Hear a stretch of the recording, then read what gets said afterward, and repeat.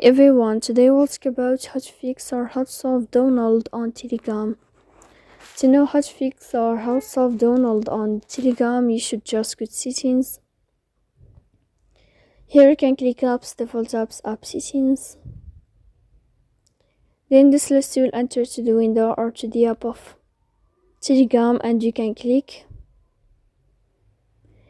Here in this page of app info, you click on first stop and you can click OK.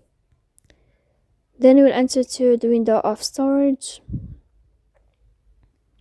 Here you can click clear cache.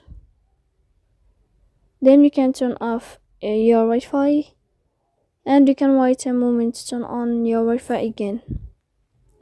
So please don't forget to support us by like and subscribe. See you next time in another video, and thank you for your attention and your watching.